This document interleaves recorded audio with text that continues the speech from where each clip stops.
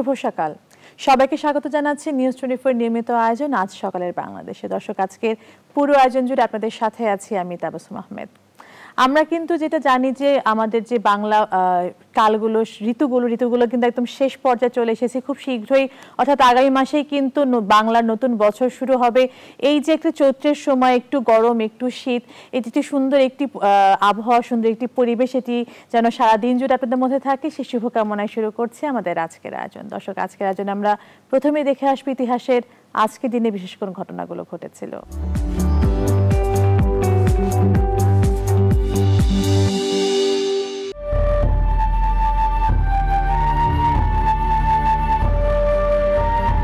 আজ মঙ্গলবার 23 মার্চ 2021, 9 চৈত্র 1427, 8 শাবান 1442 হিজরি।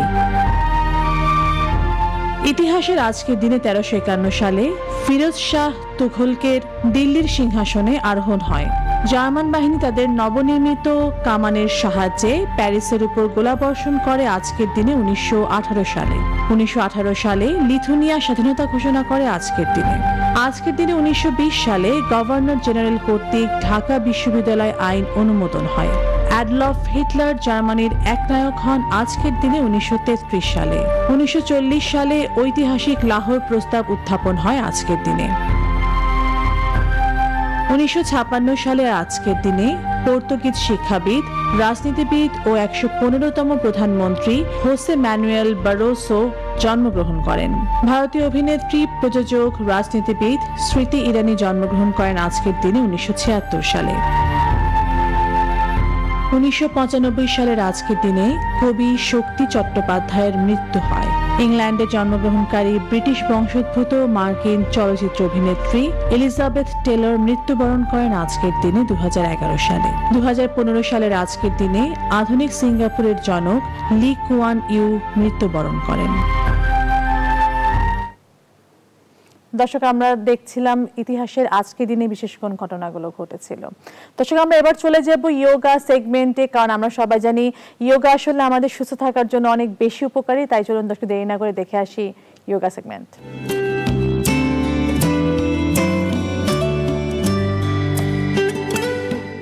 আসসালামু আলাইকুম প্রিয় শহীদ, আপনার উপর শান্তি বর্ষিত হোক। আজকের ইয়োগা পর্বে আমি আহমেদ শরীফ আপনাদেরকে স্বাগত জানাচ্ছি। আমার সঙ্গে আছেন আর্কিটেক্ট মোহাম্মদ আলাউদ্দিন, আছেন আমার সঙ্গে রুলি। আজকে আমরা এমন একটা বিষয় নিয়ে আলোচনা করব যে বিষয়টাকে অনুসরণ করতে পারলে আমাদের পাকস্থলীটা ভালো থাকবে। আর পাকস্থলী ভালো তো আপনি অনেক অসুখ বিসুখ থেকে খুবই নিরাপদ থাকবেন, দূরে থাকবেন। তাহলে আমরা এখন আসনের দিকে অগ্রসর হয়ে যাই, এবং আসন হচ্ছে পবন মুক্ত আসন। আজকে আমরা যে আসনটা অনুশীলন করব সেই আসন নাম হচ্ছে পবন মুক্ত আসন।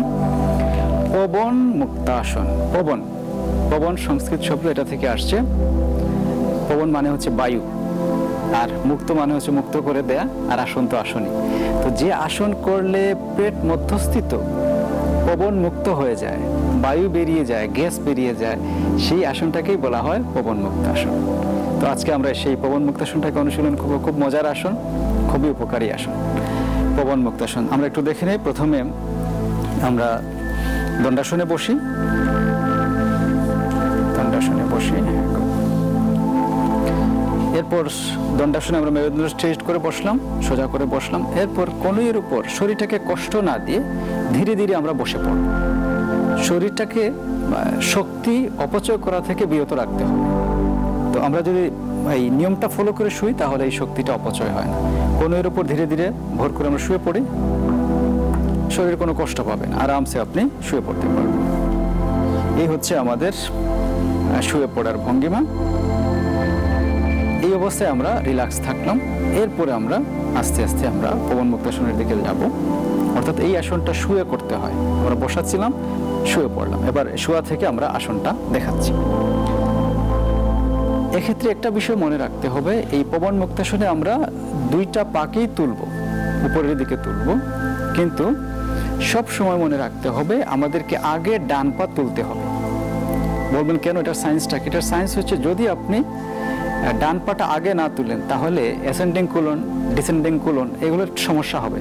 অর্থাৎ আমরা যে কারণে এই আসনটাকে করতে চাচ্ছি, অর্থাৎ পেটের যে অতিরিক্ত গ্যাস আছে, বায়ু আছে, সেটাকে বের করতে চাচ্ছি, সেটা হবে না, সেটা ভেতরেই থেকে যাবে। এ কারণে অবশ্যই ডান পা আগে তুলবেন, এটা মনে রাখতে হবে। তাহলে আমরা আসনের দিকে অগ্রসর হই। এবার আমরা ধীরে ধীরে ডান পাটাকে ভাঁজ করে হাঁটু ভেঙে, হ্যাঁ গুড। এবার 2 হাত দিয়ে হাঁটুটাকে আমরা চেপে ধরি।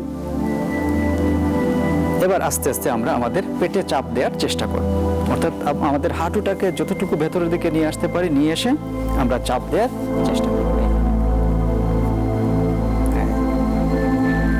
এই হচ্ছে, অর্থাৎ আপনি চাপ দিয়ে রাখতে হবে, এইরকম করে চাপ দিয়ে রাখতে হবে। আপনি খেয়াল করবেন প্রিয় দর্শক, যে আমরা যখন এই জিনিসটাকে করছি, এখানে কিন্তু চাপ দিচ্ছে, এই পাকস্থলীতে চাপ দিচ্ছে, এবং এই চাপ দেওয়াটাই হচ্ছে জরুরি। যত আমরা চাপ দিতে পারবেন, তত আমাদের যে পারপাস, সেই পারপাসটা সার্ভ হবে। তো অবশ্যই ডান পা আগে তুলতে হবে। এই অবস্থায় আমরা 10 সেকেন্ড থেকে 30 সেকেন্ড অবস্থান করব এই সিচুয়েশনে। আর অভ্যস্ত হয়ে পড়লে আপনি আরো বেশি সময় নিয়েও করতে পারেন। কিছুক্ষণ অবস্থান করার পর আমরা ধীরে ধীরে পাটাকে রিলিজ করে দেবো। হ্যাঁ, এবার একটু পা ছেড়ে দিন, ধীরে ধীরে পা ছেড়ে দিন। 2 হাত দেহের দুপাশে রাখেন। এবার আমরা আমাদের বাম পাটাকে তুলবো, একটু বাম পা ধীরে ধীরে তুলে আমরা, হ্যাঁ গুড, হ্যাঁ 2 হাত দিয়ে ধরি। এইরকম করে ইন্টারলক করে আপনি ধরতে পারেন, কেউ কেউ আবার এরকম করেও ধরেন, এটাই সহজ। এইভাবে করলে সহজ আপনি ধরতে পারবেন। নানান ভেরিয়েশন আছে ধরার, এটাকে আমাদের কাছে সহজ মনে হয়েছে। হ্যাঁ গুড, চাপ দেন, আর একটু চাপ, হ্যাঁ। এবং খেয়াল রাখতে হবে আমাদের নিচের হাঁটু যেটা আছে সেটা যেন স্ট্রেট থাকে, অর্থাৎ যতটুকু আপনি স্ট্রেট রাখতে পারেন স্ট্রেট রাখার চেষ্টা করুন। নিচের হাঁটুটা, পাটা স্ট্রেট থাকবে। এই অবস্থায় আমরা 10 সেকেন্ড থেকে 30 সেকেন্ড অবস্থান করব মিনিমাম। এবার আস্তে আস্তে আমরা এটাকে ছেড়ে দেই, একটু রিল্যাক্স করেন। এই হলো 1 রাউন্ড, অর্থাৎ ডান পা বাম পা এটা মিলে হচ্ছে একটা। আবার এটাকে চাইলে আপনি 3টার সমন্বয়ে, অর্থাৎ প্রথমে ডান পা, তারপরে বাম পা, তারপরে 2 পা একসঙ্গে জড়ো করেও একটা সেট তৈরি করতে পারেন। এবার আমরা এই 2 পা একসঙ্গে জড়ো করে সেট তৈরি করার প্রক্রিয়াটা দেখব। আগে আমরা 1 পা 1 পা করে করেছিলাম, এবার আমরা 2 পা একসঙ্গে জড়ো করে তুলে এটাকে অনুশীলন করব। এবার তাহলে আমরা 2 পা ভাঁজ করি, হাঁটু ভেঙে ভাঁজ করি, হ্যাঁ গুড। এবার 2 হাত দিয়ে ধরি, আগের নিয়ে এবং চাপ দেওয়ার চেষ্টা করি। হ্যাঁ, খেয়াল করে দেখবেন এই জায়গাগুলোতে কিন্তু চাপ পড়ছে, পাশাপাশি কিন্তু আরামও লাগছে। শুধু যে চাপ পড়ছে তা না, একটা আরামের অনুভূতিও আছে, একটা আরামের অনুভূতিও আপনি পাচ্ছেন। হ্যাঁ গুড, রিল্যাক্স। প্রয়োজনে চোখটাকে বন্ধ করেও রাখতে পারেন, হ্যাঁ খোলাও রাখতে পারেন। বিশেষ করে হাঁটু বাঁকা হচ্ছে, পেটে চাপ পড়ছে, ইন্টারনাল যে অর্গানগুলো আছে সেই ইন্টারনাল অর্গানগুলো খুব শক্তিশালী হয় এই আসন করার মধ্য দিয়ে। এবার আমরা ধীরে ধীরে আগের পজিশনে চলে যাই, আগের পজিশনে আস্তে আস্তে রিল্যাক্স। তো এই 3টা মিলেও আপনি একটা সেট করতে পারেন, অর্থাৎ প্রথমে ডান পা, তারপরে বাম পা, তারপরে 2 পা একসঙ্গে জড়ো করে এটাকে একটা সেট মনে করতে পারেন। এই হলো 1 সেট। এরপর আবার শুরু করবেন ডান পা বাম পা 2 পা একসঙ্গে, 2 বার হলো 2 সেট। এরকম করে 3 থেকে 5 সেট আপনি এক শোয়াতে, এক অনুশীলনে আপনি করতে পারেন, তাহলেই হলো। প্রয়োজনে আপনি আরো যখন অভ্যস্ত হবেন আরো সময় বাড়াবেন, সেটা পরের বিষয়। প্রাথমিকভাবে আপনি এইভাবে এটাকে চর্চা করতে পারেন। তো এই আসনটা করলে কি লাভ হয়? প্রথম যে লাভ হচ্ছে, পাকস্থলী ভালো, তো আমরা অনেক অসুখ বিসুখ থেকে ভালো। পেট মধ্যস্থিত যে বায়ুটা জমে আছে সেই বায়ুটা ভেতর থেকে বের করে দেয়, অতিরিক্ত যেটা আছে সেটা বের করে দেয়। হাঁপানির জন্য উপকারী, যাদের অ্যাজমা আছে এই আসনটাকে অনুশীলন করবেন, অ্যাজমার জন্য খুবই উপকারী আসন। পাকস্থলী, যকৃৎ, প্লিহা বা স্প্লিন এগুলো কর্মক্ষম হয়। আপনি দেখবেন ইন্টারনাল অর্গানগুলোতে চাপ পড়ে, প্যানক্রিয়াস থেকে শুরু করে অনেক ইন্টারনাল অর্গান যেগুলো আছে সেগুলোর গঠন ভালো হয়, সেগুলোর এক্সারসাইজ হয়, সেগুলো থেকে অতিরিক্ত চর্বিগুলোকে দূর করতে সহযোগিতা করে, এবং সার্বিকভাবে আপনি একটা প্রশান্তিময় জীবন পাবেন। কেন? কারণ পেটের অস্বস্তি নাই, তো আপনি শান্তিতে আছেন। আর খাবার খেলেন সেটা যদি হজম না হয়, পেটের যে অর্গানগুলো আছে সেই অর্গানগুলো যদি ঠিকমতো কাজ না করে খাবারটাও হজম হবে না, আপনার অস্বস্তি লাগবে, অশান্তি লাগবে। আর অশান্তি মানেই তো হচ্ছে জীবনটাই বৃথা, শান্তিটাই আমাদের কাম্য। তো আমরা যখন এই আসনটা করি আর পেটে গ্যাস জমে থাকলে যে বিষয়টা হয়, এটা অস্বস্তি কাজ করে। দেখবেন যে আপনার কাজ করতে অনীহা লাগছে, ভালো লাগছে না। এই পেটের অস্বস্তিটাকে দূর করার জন্য আমরা এই পবন মুক্তাসনের অভ্যাস করতে পারি। এবং পাশাপাশি আপনার পেটে যদি অতিরিক্ত চর্বি থাকে, আমরা খেয়াল করে দেখেছি যখন এই আসনটা করেছি যে পেটের উপর অতিরিক্ত একটা বলা যেতে পারে চাপ পড়ে। এই চাপের কারণে এটার এক্সারসাইজ হয়, এখানকার অতিরিক্ত চর্বি যেগুলো আছে সেগুলো ধীরে ধীরে দূর হয়, কোলেস্ট্রল বডিতে জমার সুযোগ পায় না। তো এটাকে আমরা অনুশীলনে প্রতিদিন রাখতে পারি, দেখবেন যে আপনার অনেক উপকার হচ্ছে। পবন মুক্তাসন, এটাকে ইংরেজিতে বলা হয় অ্যান্টি ফ্ল্যাটাস পোস্টার। ফ্ল্যাটাসটাকে বের করে দেয়, বায়ুটাকে, গ্যাসটাকে বডি থেকে বের করে দেয়। আমরা দেখলাম পবন মুক্তাসন। এবার আমরা একটা ধৌতি, ইয়োগাতে ধৌতি মানে হচ্ছে ক্লিনজিং, পরিষ্কার করা, ধৌতকরণ।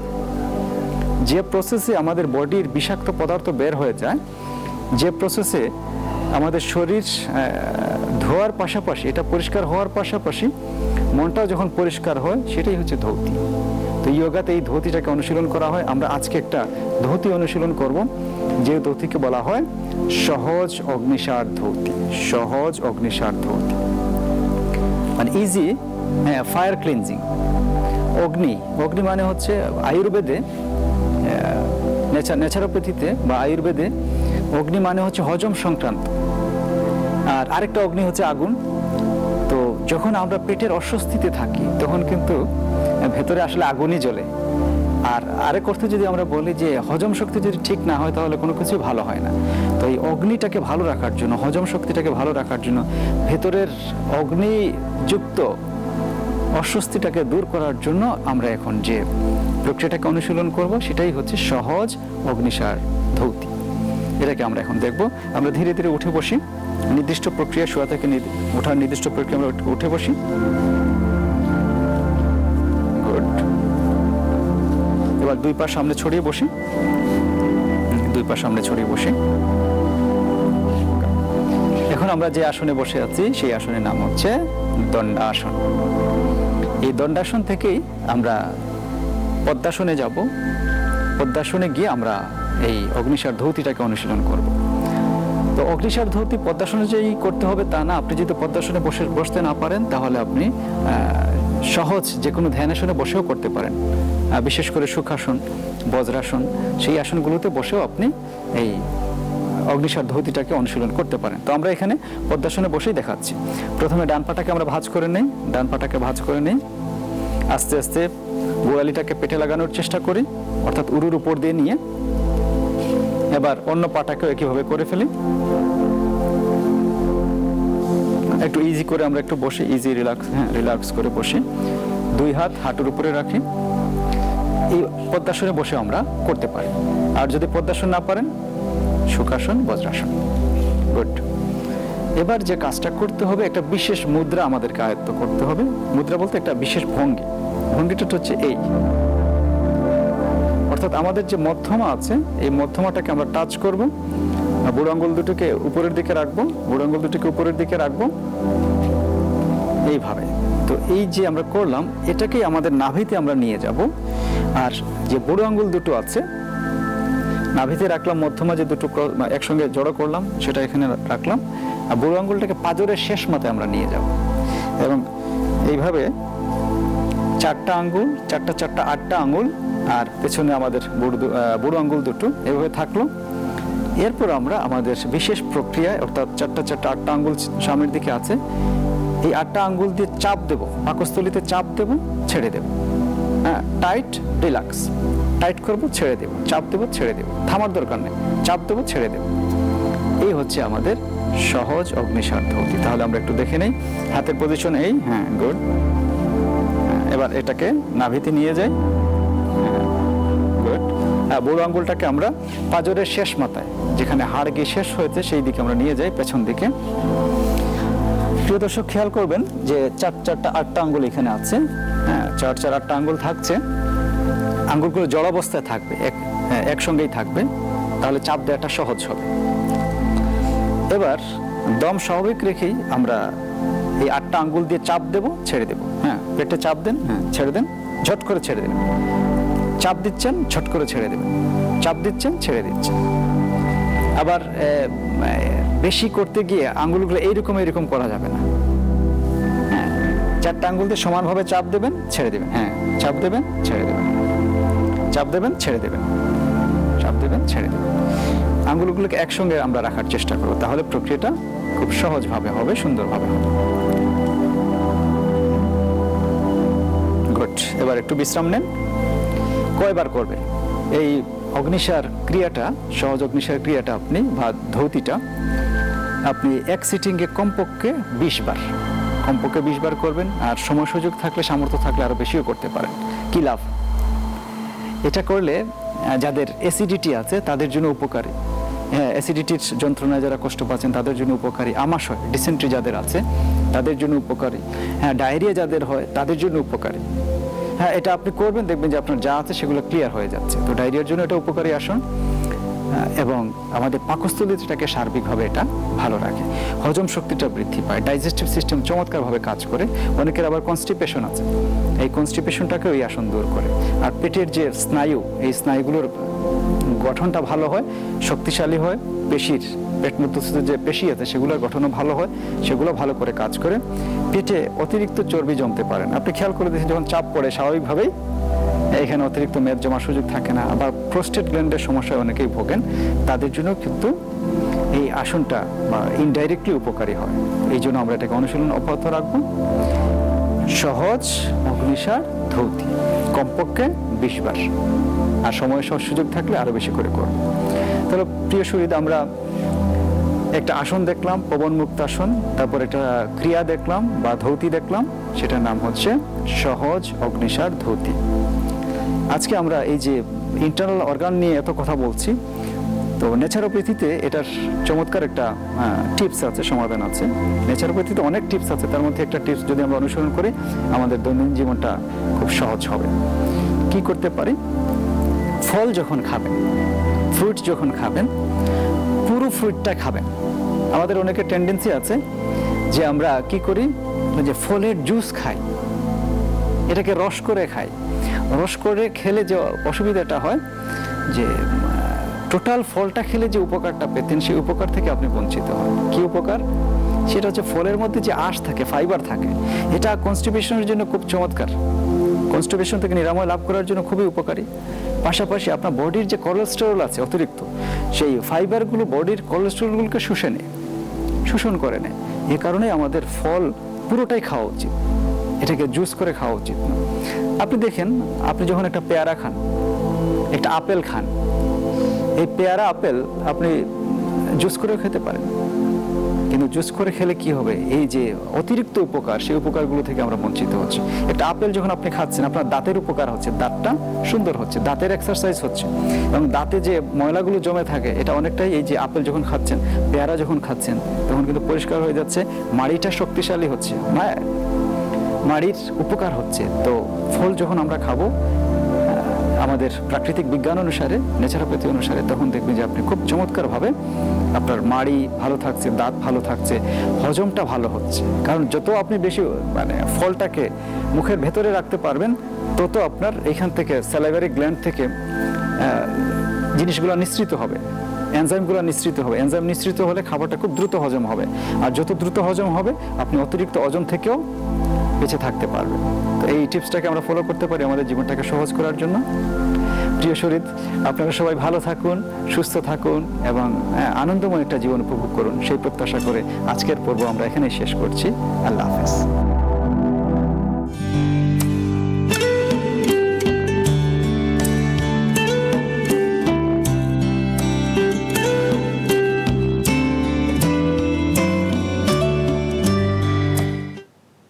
দর্শক, আপনারা দেখছিলেন আমাদের নিয়মিত আয়োজন যোগা সেগমেন্ট। আমরা আশা করব আপনারা প্রত্যেকে বাসায় নিয়মিত যোগা চর্চা করবেন এবং নিজেদের জীবনে উপকৃত হবেন। আজ সকালে বাংলাদেশের এই পর্যায়ে নিচ্ছে ছোট্ট একটি বিরতি, কোথাও যাবেন না, ফিরছি খুব শীঘ্রই।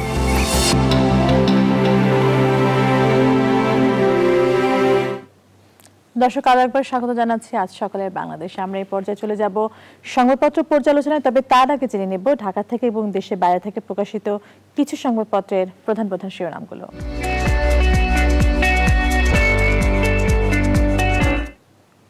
দর্শক প্রথমেই জানিয়ে দিব বাংলাদেশ প্রতিদিনের শিরোনাম। তারা শিরোনাম করেছে ঐক্যবদ্ধভাবে হবে দারিদ্র্য বিমোচন।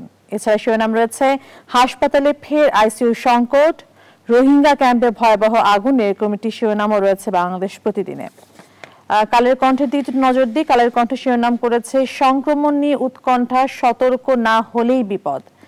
এছাড়া শিরোনাম রয়েছে মুজিব বর্ষে গান্ধী শান্তি পুরস্কার পেলেন বঙ্গবন্ধু, বাংলাদেশিদের অগ্রগতি বঙ্গবন্ধুকেই শ্রদ্ধাঞ্জলি। এরকম শিরোনামও রয়েছে কালের কণ্ঠে। আর রোহিঙ্গা ক্যাম্পে আগুন, 10,000 ঘর ছাই, শিরোনাম করেছে কালের কণ্ঠ। প্রথম আলোর দিকে একটু যদি নজর দিই, তারা শিরোনাম করেছে উখিয়া রোহিঙ্গা শিবিরে আগুন, ছোটাছুটিতে আহত 50। এছাড়া শিরোনাম রয়েছে বাংলাদেশের অগ্রযাত্রা দেখে আপ্লুত বিদ্যা দেবী ভান্ডারী। সমকাল রয়েছে আমার কাছে। তারা শিরোনাম করেছে করোনার দ্বিতীয় ঢেউ শুরু। এছাড়া রয়েছে আর্থসামাজিক সূচকে ঈর্ষণীয় সাফল্য বাংলাদেশের, ভয় কাটেনি শিশিরদের। এরকম একটি শিরোনামও রয়েছে সমকালে। দ্য ডেইলি সানের শিরোনাম জানাচ্ছে দর্শক, তারা শিরোনাম করেছে progress of lock projects may be reviewed during Modi's visit. এছাড়া শিরোনাম রয়েছে fear grows over spike in corona cases. আইটি শিরোনাম যদি জানাতে চাই ডেইলি সানের continued progress of feting tribute to Bangabandhu says Bidya Devi. Daily star রয়েছে আমার কাছে। দ্য ডেইলি স্টার তারা শিরোনাম করেছে ম্যাসিভ ফায়ার রেজেস হোমস। এছাড়া শিরোনাম রয়েছে ভ্যাকসিন ড্রাইভ লুজেস স্টিম। দর্শক বাংলা নিউজ 24.com রয়েছে আমার কাছে। তারা শিরোনাম করেছে বাংলাদেশ নেপাল 4 সমঝোতা স্মারক সই। দেশের বাইরে থেকে সবশেষ দ্য নিউ ইয়র্ক টাইমস রয়েছে আমার কাছে। তারা শিরোনাম করেছে Biden team prepares $3 trillion in new spending for the economy. দর্শক এই ছিল মোটামুটি ঢাকা থেকে এবং দেশের বাইরে থেকে প্রকাশিত সংবাদপত্রের প্রধান প্রধান শিরোনামগুলো। আমরা এবার চলে যাব একটু পর্যালোচনায়। আমাদের সাথে যুক্ত হচ্ছেন জাহাঙ্গীরনগর বিশ্ববিদ্যালয়ের শিক্ষক অধ্যাপক ডক্টর AKM শাহনেওয়াজ।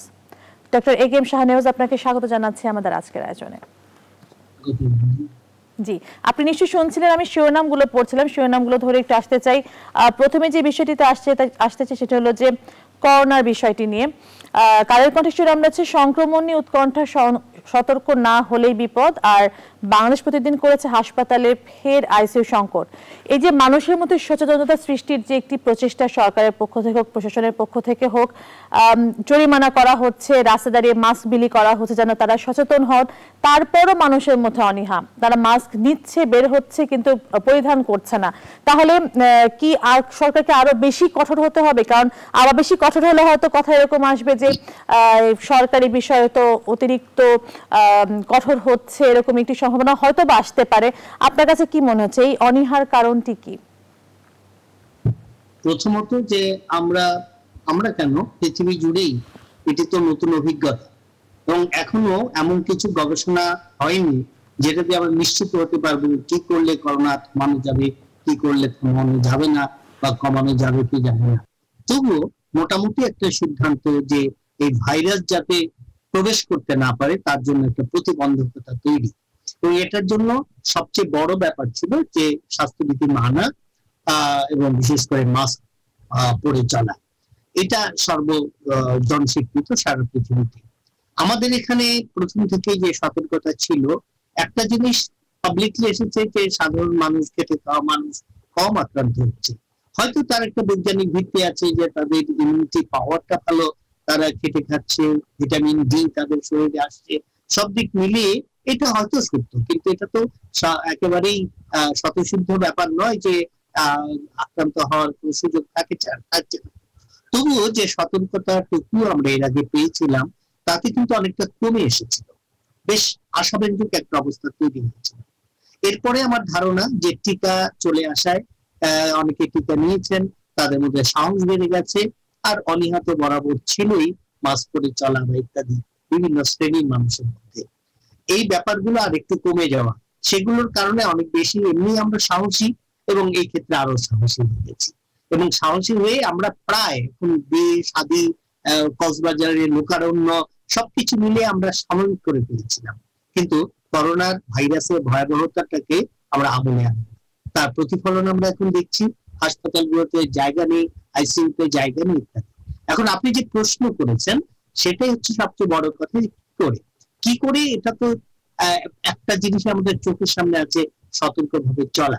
এখন এটা সরকার কঠোর হতে যাচ্ছেন, কঠোর হচ্ছেন নানাভাবে, এটা শেষ কথা নয়। সরকার যাই করুন না কেন এটা একটা বড় পদক্ষেপ বটে, কিন্তু আমাদের সচেতনতা হচ্ছে সবচেয়ে বড় জিনিস। সবচেয়ে দুর্ভাগ্য এই যে আমাদের তরুণ সমাজের মধ্যে এক ধরনের বোকা তারুণ্য কাজ করে, এবং তাদের মধ্যে অনেকেই দেখেছি যে মাস্ক পরতে চাচ্ছে না বা পড়ছে না, কিছু হবে না এই মানসিকতা। বরঞ্চ আমি বলবো আমাদের কম শিক্ষিত সাধারণ মানুষের কাছে এই বার্তা পৌঁছে দেওয়ার জন্য, তাদের সতর্ক করার জন্য আমাদের সাধারণ মানুষ যারা একটু শিক্ষিত, যারা একটু সচেতন, এই তরুণ সমাজ প্রত্যেককে কিন্তু স্বাস্থ্যবিধি মানা এবং অন্যকে মানানোর জন্য উৎসাহ দেয়া এবং একেবারে লেগে থেকে একটা পরিবর্তন আনার এই একটা বিপ্লব কিন্তু সাধারণ মানুষের করতে হবে, এবং এই শিক্ষিত জনের, এই তরুণ সমাজের করতে হবে। এটা যদি সরকারের উপর ছেড়ে দিয়ে বসে থাকলে হবে না। এই সচেতনতা বাড়লে ধীরে ধীরে মানুষের অভ্যাসে পরিবর্তন হবে, পরিবর্তন করতে বাধ্য করতে হবে। তাহলেই বোধহয় আমরা আগামীর সংকটগুলো থেকে বেরোতে পারবো। স্যার, আপনার কথার প্রসঙ্গটি নিয়ে আমি একটু কথা বলতে চাই। আপনি বলছিলেন তরুণ প্রজন্মের কথা, তাহলে কি আমরা জানি যে মিডিয়ার আসলে শক্তিটা অনেক বেশি, যে তরুণ প্রজন্ম কিংবা এরকম কোনো উদ্যোগ কি নেওয়া সম্ভব কিনা কিংবা কাজে আসতে পারে কিনা, যদি সচেতন হওয়ার ব্যাপারটি আমরা আরেকটু সাধারণ জনগণকে বুঝিয়ে দিতে পারি কোনো ভিডিওর মাধ্যমে কিংবা কোনো একটি আয়োজনের মাধ্যমে, এটা কি সম্ভব কিনা? কারণ সরকার কঠোর হচ্ছে, সেটিতেও খুব কাজ দিচ্ছে না, মানুষ সচেতন নিজেও হচ্ছে না। তো সেই ক্ষেত্রে এই ব্যাপারগুলো কাজে আসতে পারে কিংবা আপনি যদি শিক্ষক, আপনাদের ইউনিভার্সিটি কিংবা আপনাদের সেখানে কোনো এরকম আয়োজন করা সম্ভব হয় কিনা, যেটা কাজে আসতে পারে বলে আপনি মনে করেন কিনা? এটা তো খুব ভালো, কিন্তু বর্তমান সময় তো বিশ্ববিদ্যালয়গুলো ওই পরিবেশ নিয়ে বন্ধ, হল বন্ধ ইত্যাদি, সেটা শেষ কথা না। কিন্তু এই বিশ্ববিদ্যালয়ের সংশ্লিষ্ট মানুষ, সচেতন তরুণ, এরা কিন্তু ছড়িয়ে ছিটিয়ে আছে নানা জায়গায়। প্রথমত একটা সাংগঠনিক শক্তি চাই, ব্যক্তিগত উদ্যোগে কে কি করলো সেটুকু একটা ছোট্ট সংযোজন বটে, কিন্তু আমাদের যে দেশ জুড়ে নানা রকম ছোট বড় সামাজিক সাংস্কৃতিক সংগঠনগুলো জড়িত আছে, এরা সাধারণত অনেক কাল ধরে অ্যাক্টিভ ভূমিকা রাখে না, যেটা এককালে রাখা হতো। এদের এখন উচিত হবে আমি মনে করি, তারা সংঘবদ্ধ হয়ে নিজ উদ্যোগে তারা মানুষের সচেতনতা বাড়ানোর জন্য মানুষের পাশে এসে দাঁড়াবে। সরকারও আমি বিশ্বাস করি, তারা যদি মনে করে মানুষের পাশে যাচ্ছে, আমাদের হাতে প্রচুর মাস্ক দরকার, সেটা নিয়ে তাদের কাছে চলে যাব, সেই ব্যাপারে আমার ধারণা যে স্থানীয় সরকার বা কেন্দ্রীয় সরকার তারও সাহায্যে দাঁড়াবে। ফলে উদ্যোগটি নিতে হবে, স্বতঃস্ফূর্ত ভাবে নিতে হবে। কারো আশায়, সরকারের আশায়, XYZ এর আশায় বসে থাকবো তা নয়। দেশ জুড়েই কিন্তু আমরা ছড়িয়ে আছি, সুতরাং এই উদ্যোগ নেওয়া যায়। গণমাধ্যম একটা বড় ভূমিকা রাখতে পারে। গণমাধ্যম একসময় রেখেছিল, আবার একটু সব জায়গায় ঢেলে ঢালা হয়েছে, এখনো ঢেলে ঢালা চলছে। আবার তাদের নিয়ম করে একটা গণসচেতনতা বাড়ানোর উদ্যোগ নিতে হবে এবং ছাপিয়ে করতে হবে মাঠ পর্যায়ে সাধারণ সামাজিক সাংস্কৃতিক সংগঠনের কর্মীদের। এটাই আমি জি, ডক্টর AK শাহনেওয়াজ, ধন্যবাদ। আমরা আরেকটি বিষয় নিয়ে আলোচনা করতে চাই। আমরা সবাই জানি রোহিঙ্গা ক্যাম্পে কিন্তু আগুন লেগেছিল। রোহিঙ্গা ক্যাম্পে শিরোনাম যদি ধরে বলি, কালের কণ্ঠে রয়েছে রোহিঙ্গা ক্যাম্পে আগুন, 10,000 ঘর ছাই, বাংলাদেশ প্রতিদিনে আছে রোহিঙ্গা ক্যাম্পে ভয়াবহ আগুন। এই যে রোহিঙ্গা ক্যাম্প থেকে কিন্তু ভাষাঞ্চলে ইতিমধ্যে অনেককে নিয়ে যাওয়া হয়েছে, তারপরও যে ঘটনাটি ঘটেছে রোহিঙ্গা ক্যাম্পে, আমরা যদি একে তো করোনার একটি ফেজ চলছে, করোনার একটি ধাক্কা খাচ্ছি, সেই পাশাপাশি এতগুলো মানুষের মাঝখানে সেখানে করোনা নিয়ে একটি বিশেষ ভীতি, সেখানে আবার নতুন করে আগুন লাগলো। আমার প্রশ্নটা হলো, এই যে রোহিঙ্গাদের রাখা, তাদের ফেরত নেওয়ার যে ব্যাপারগুলো, এটি সমাধান হচ্ছে না, অনেকদিন ধরে চেষ্টা চলছে, সমাধান হচ্ছে না, কিন্তু ভুক্তভোগী কিন্তু কোনো না কোনো ভাবে আমরাই হচ্ছি। আমাদের এখানকার দায়ভারও আমাদের নিতে হচ্ছে, কারণ তাদের ঘরবাড়ি পুড়ে গেছে, এটি কিন্তু মিয়ানমার দেখবে না, আমাদের দায়ভার নিতে হচ্ছে। পাশাপাশি ক্ষয়ক্ষতি যা হচ্ছে, পরিবেশে যদি দূষণ হচ্ছে, আমাদেরই হচ্ছে। তো শেষ পর্যন্ত কিন্তু ক্ষয়ক্ষতিটার সম্মুখীন আমরাই হচ্ছি। কেন এই দায়ভার আমরা কতদিন টানবো, কতদিন টানতে হবে আমাদেরকে? আপনার কাছে কি মনে হচ্ছে? এটা তো একটা খুব বড় প্রশ্ন, এবং এই বড় প্রশ্নের ছোট করে সমাধান দেওয়ার কোনো উপায় নেই। এটা জাতীয় এবং আন্তর্জাতিক ভাবে এই সমস্যাগুলোর মোকাবেলা করতে হবে। আপাতত যেটা করার সেটা হচ্ছে যে দায়ভার তো আমরা বহন করছি মানবিক কারণে, মানবিকতার মধ্য দিয়ে। এই মানবিক ব্যাপারটা তো অনন্তকাল চলতে পারে না। তো সেই হিসেবে আমার মনে হয় বিশ্ববাসীর এগিয়ে যাওয়া, কিন্তু তার সাথে আজকের যে আগুন লাগানো ইত্যাদি, এটা তাদের জন্য সহমর্মিতা তো প্রকাশ করছি যারা ক্ষতিগ্রস্ত হয়েছে।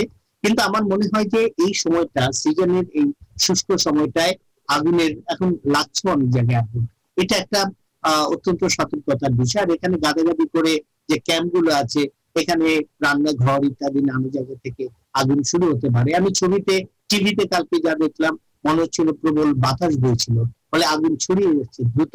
তো এখানে জাতিসংঘের থেকে শুরু করে নানা আন্তর্জাতিক, জাতীয় নানা রকম সংস্থা কাজ করছে। ফলে আমার মনে হলো যেন আরো বেশি এই সমস্ত ব্যাপারে, এই সমস্ত ঘটনা দুর্ঘটনাকে মোকাবেলা করার জন্য খুব তাৎক্ষণিক ব্যবস্থা গ্রহণে, কারণ এই সময়টা আগুনের প্রশ্নটা বারবারই চলে আসবে। ফলে সেইগুলো নেয়া হচ্ছে প্রথমত রক্ষা করার ব্যাপার। তারপরে এই দায় আমরা নিয়ে কতক্ষণ বহন করবো বা এ থেকে তাদের কি করে মুক্তি দেবো, সেটা হচ্ছে একটা বড় প্রশ্ন।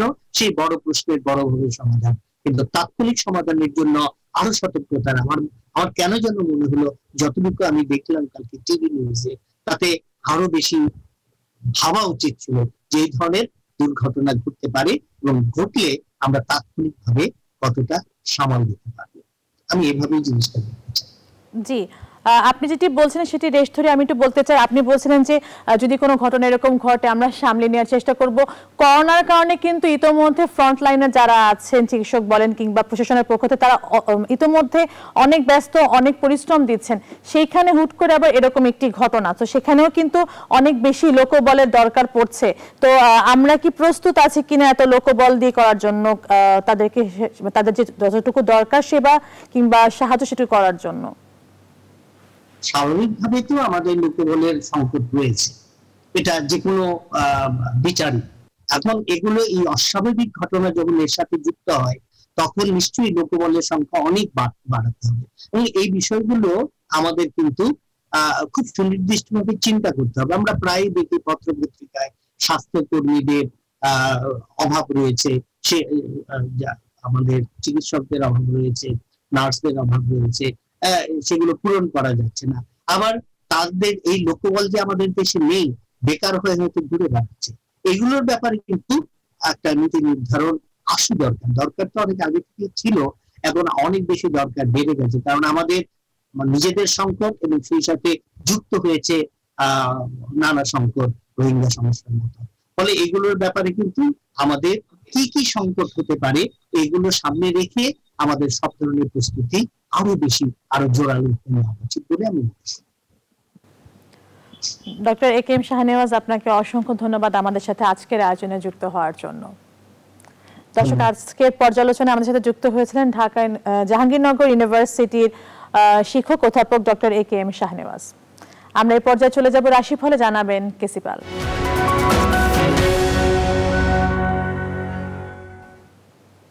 কেসিপাল, আজকে রাশিফলে কি আছে আমাদেরকে জানাবেন।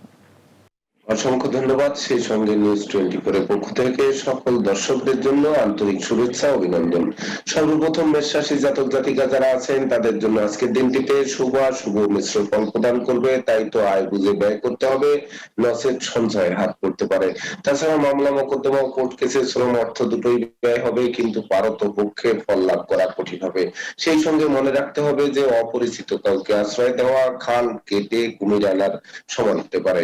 এবার বৃষ রাশি জাতক জাতিকা যারা আছেন তাদের জন্য আজকের দিনটিতে ডাকযোগে চেক, মানি অর্ডার, এমনকি নগদ অর্থ হাতে আসতে পারে। সেই সঙ্গে বিদেশে অবস্থানরত স্বজনদের স্বদেশ প্রত্যাবর্তনের পথ খুলতে পারে। সম্ভাব্য ক্ষেত্রে পরিবারের ছোট্ট নতুন মুখের আগমন ঘটতে পারে। তাছাড়া পিতামাতার কাছ থেকেও ভরপুর সাহায্য সহযোগিতা প্রাপ্ত হতে পারেন। এবার মিথুন রাশি জাতক জাতিকা যারা আছেন তাদের জন্য আজকের দিনটিতে কর্ম, অর্থ, সুনাম, যশ, প্রতিষ্ঠার জোয়ারে ভাসবেন। এমনকি নেতৃত্ব, প্রভুত্ব, কর্তৃত্ব, শ্রেষ্ঠত্বে মজবুত আসন গড়ে বসতে সক্ষম হবেন। সেই সঙ্গে বিদ্যা শিক্ষায় পতিদের জন্য সুবর্ণ সুযোগ অপেক্ষা করবে। তাছাড়া হারানো পিতৃ-মাতৃ ধন সম্পদ সম্পত্তি পুনরুদ্ধারের পথ প্রশস্ত হবে, ভাঙা প্রেম বন্ধুত্ব জোড়া লাগবে। এবার কর্কট রাশি জাতক জাতিকা যারা আছেন তাদের জন্য আজকের দিনটিতে ভাগ্য লক্ষ্মীর কৃপায় সকল মনোবাসনা পূর্ণ হবে, এমনকি ডাকযোগে প্রাপ্ত সংবাদ বেকার যুবক যুবতীদের মুখে হাসির ঝলক ফোটাবে। সেই সঙ্গে দীর্ঘদিনের লালিত স্বপ্নসাদ পূরণ হতে পারে বা গৃহবাড়িতে নতুন আসবাবপত্র, বস্ত্রালঙ্কার এমনকি ইলেকট্রনিক সামগ্রী পসরা সাজতে পারে। এবার সিংহ রাশির জাতক জাতিকা যারা আছেন তাদের জন্য আজকের দিনটিতে বিশেষ করে দূর থেকে আসা কোনো অপ্রিয় সংবাদে মন বিষণ্ণ হয়ে পড়তে পারে। তাছাড়া লটারি, জুয়ারে, শেয়ার, হাউজিং এড়িয়ে চলতে হবে। সেই সঙ্গে অর্থকড়ির ব্যাপারে কাউকে অধিক বিশ্বাস করা কোনো ক্রমেই ঠিক হবে না। অবশ্য সংকটকালে বন্ধু বান্ধব আত্মীয় পরিজনেরা সহযোগিতার হাত বাড়িয়ে ধরবে। এবার কন্যা রাশির জাতক জাতিকা যারা আছেন তাদের মধ্যে যারা বিবাহযোগ্য আছেন তারা বিবাহের পূর্ব প্রস্তুতি নিন, অচিরেই বিবাহের ডাক পড়তে পারে। সেই সঙ্গে দীর্ঘদিনের দাম্পত্য পারিবারিক কলহ বিবাদের মীমাংসা হতে পারে, গৃহবাড়ি অতিথি সমাগমে মুখর হয়ে থাকতে পারে, সন্তান সন্ততিরা আজ্ঞাবহ হয়ে থাকবে, এমনকি তারা কোনো না কোনো পুরস্কার পাবে। সেই সঙ্গে মন ধর্মের প্রতি আকৃষ্ট হয়ে থাকবে। এবার তুলা রাশির জাতক জাতিকা যারা আছেন তাদের জন্য আজকের দিনটিতে সিজনাল রোগ ব্যাধির প্রকোপ বৃদ্ধি পেতে পারে। সেই সঙ্গে গুপ্ত প্রকাশ্য শত্রুরা স্বজনদের সাথে হাত মিলিয়ে আপনার গোপন প্রেম ও অনুচিত কাজবাজ ফাঁস করে দিতে পারে। তাই তো অপরিচিত কাউকে আশ্রয় দেওয়া এবং আশ্রয় নেওয়া নির্বুদ্ধিতার পরিচয় বহন করবে। সেই সঙ্গে 2 চাকার যানবাহন বর্জন করতে হবে। এবার বৃশ্চিক রাশির জাতক জাতিকা যারা আছেন তাদের জন্য আজকের দিনটিতে পিতামাতার কাছ থেকে প্রাপ্ত সহযোগিতা দীর্ঘদিনের লালিত স্বপ্ন পূরণ করবে। সেই সঙ্গে কর্ম ব্যবসা বাণিজ্যে লাগাতার উন্নতি করতে থাকায় মন আনন্দে আসবে। শিক্ষার্থীদের জন্য সুবর্ণ সুযোগ অপেক্ষা করবে, শত্রু ও বিরোধী পক্ষরা পরাস্ত হতে বাধ্য হবে। এবার ধনু রাশির জাতক জাতিকা যারা আছেন তাদের জন্য আজকের দিনটিতে দীর্ঘদিনের পারিবারিক কলহ বিবাদের মীমাংসা হবে, এমনকি মামলা মোকদ্দমা রায় পক্ষে আসতে পারে। সহকর্মী ও অংশীদারদের পূর্ণ সহযোগিতা পেতে পারেন। তবে না বুঝে চুক্তি সম্পাদন, বিনিয়োগ, চেক স্ট্যাম্প প্রভৃতিতে স্বাক্ষর থেকে বিরত থাকতে হবে। এবার মকর রাশির জাতক জাতিকা যারা আছেন তাদের জন্য আজকের দিনটিতে কর্ম ও ব্যবসা বাণিজ্যে তরতাজা উন্নতি করতে থাকায় মন আনন্দে নাচবে, এমনকি ঋণ মুক্তির পথ প্রশস্ত হবে। সেই সঙ্গে ভাই বোনদের কাছ থেকে প্রাপ্ত সহযোগিতার স্বপ্ন পূরণ নিশ্চিত করবে, এমনকি বিদেশ গমন ও স্বদেশ প্রত্যাবর্তনের পথ সুপ্রশস্ত হবে। সেই সঙ্গে শ্রম, মেধা, প্রযুক্তি ও কৌশলের পরিপূর্ণ ফল প্রাপ্ত হবেন। এবার কুম্ভ রাশির জাতক জাতিকা যারা আছেন তাদের জন্য আজকের দিনটিতে শূন্য পকেট পূর্ণ শুধু নয়, ঋণ মুক্তির পথ প্রশস্ত হবে, এমনকি সম্ভাব্য ক্ষেত্রে দীর্ঘদিনের কারাবাস জীবনের অবসান করতে পারে। তাছাড়া বেকার যুবক যুবতীদের মুখে হাসির ঝলক করতে পারে। শত্রু ও বিরোধী পক্ষের পাতা ফাঁদে তারা নিজেরাই ঘায়েল হবে। এবার সর্বশেষ রাশি মীন রাশির জাতক জাতিকা যারা আছেন তাদের জন্য আজকের দিনটিতে দুর্যোগের মেঘ কাটতে আরম্ভ করবে। যে কাজে হাত দেবেন তাতেই কম বেশি সফলতা পাবেন। তাছাড়া গৃহবাড়ি, ভূমি সম্পত্তি, যানবাহন ক্রয়ের স্বপ্ন পূরণের দিকে ধাবিত হবে। তাছাড়া নিঃসন্তান দম্পতিদের কোল আলোকিত হয়ে উঠতে পারে। সেই সঙ্গে প্রেম, রোমান্স, বিনোদন, বন্ধুত্ব শুভ এমনকি সুদূর প্রসারী হবে। রাশিফল সংক্রান্ত তথ্য এ পর্যন্তই। কেসিপাল, আপনাকে অসংখ্য ধন্যবাদ আমাদের সাথে যুক্ত হওয়ার জন্য। দর্শক, আজকে রাশিফল জানাচ্ছিলেন কেসিপাল।